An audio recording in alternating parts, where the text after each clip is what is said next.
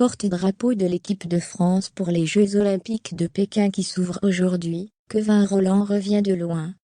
Le champion de ski freestyle a subi une très grave blessure en 2019, finissant dans le coma et le retour au haut niveau n'a pas été simple.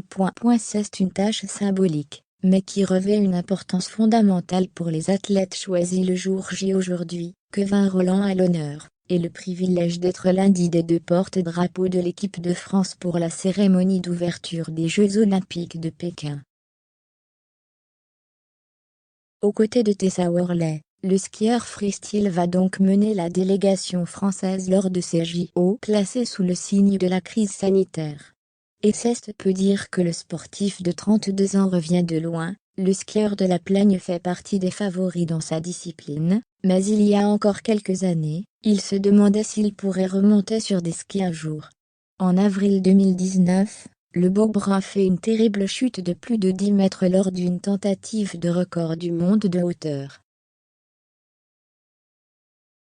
Quevin Rolland est en 1000 morceaux et s'en tire avec un bassin brisé, un traumatisme crânien avec hémorragie, et des poumons atteints par des côtes brisées. Sur mon lit d'hôpital, un médecin me dit « Monsieur, il va falloir penser à faire autre chose que du ski maintenant », se remémore-t-il dans une interview accordée à Libération, le 26 janvier dernier. On ne savait pas s'il retrouverait toutes ses capacités physiques et mentales. Une terrible épreuve à passer pour le porte-drapeau, dont le pronostic vital est engagé. Plongé dans le coma, il se réveille 3 jours plus tard avant 10 jours de flou total.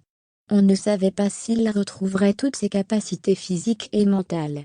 On avait beau le savoir très fort mentalement, ça a été fabuleux d'assister à son retour, raconte son ami d'enfance Louis Garnier.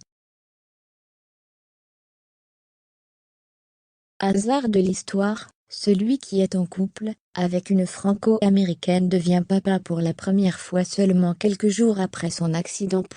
Après 45 jours à l'hôpital et 3 mois de rééducation intensive, il réapprend à marcher. 3 ans plus tard, il est revenu à son meilleur niveau, et va fièrement porter les couleurs de la France. Une belle revanche sur la vie.